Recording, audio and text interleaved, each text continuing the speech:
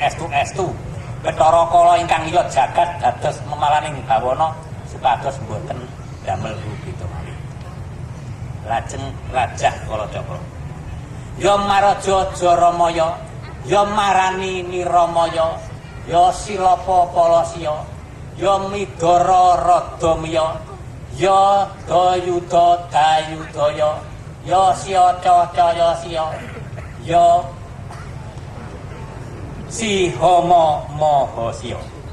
Makaten ugi nggadi pengajap murih Bathara Kala ingkang damel retuning jagat arikala kajanji kaliyan Bathara Guru ingkang sampun mirengaken Rajah Kalacakra ing caraka balik sampun ngantos dipun ganggu kepara lamun ngelak kapiringana wujukan luwih kaparingana dedaran lamun saged kaparingana jampi mbok bilih ngetapaken ama wonten ing para tekanen saged dados tetamanan tuh ijo riyo anger buyung ronronanipun saged ngrembaka wohipun. Makaten pangajapipun sang janing para rawuh ingkang dahat timur utang mekaten pamatur kula anggen kula anyagahi kesanggeman kalian Gendala Erwin ing Karangkesuma mbok bilih wonten sayutaning kalpakan kula anggenipun matur wonten ngasanipun sang janing para rawuh kawula namung saged angadang kakasing sih samudra pangaksami. Akhirul salam wassalamualaikum warahmatullahi wabarakatuh. Wekdal kawula aturaken malih dumateng sedherek pranata sedaya matur nuwun. Hadirin dan para tamu yang kami hormati, sesaat lagi segera akan kita saksikan bersama persembahan tari Bedoyo Songgo Buwono, sebuah tari kelompok yang bersumber pada tarian istana Yogyakarta maupun Surakarta, terilhami oleh ajaran Kanjeng Panembahan Senopati Amemangun Karina Tyasing Sasongo. Koreografi ini terwujud gerak yang dibarengi alunan gending, mengisyaratkan tentang introspeksi diri, kepasrahan, harapan, dan tujuan untuk menjadi lebih baik.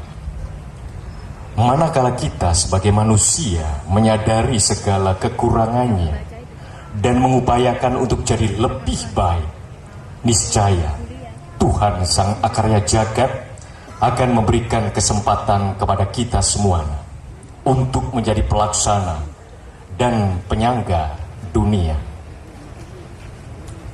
Saya betiar wauto haneng ingkang kapitontonaken punika lelangen beksa Bedoyo Songgo Buwono ingkang karakit nulodo lelangen dalem Bedoyo ing kraton Ngayogyakarta Adiningrat miwah kraton Surakarta Adiningrat dening kang minangka paponing cariyos kapethik saking Serat Wedotama ingkang hanggambaraken piwucal dalem Kanjeng Panembahan Senopati Amemangun Karina Tyasing Sasongo dening kang winayanging beksa sampun katotorakit pepaing paugraning lelangen Bedoyo.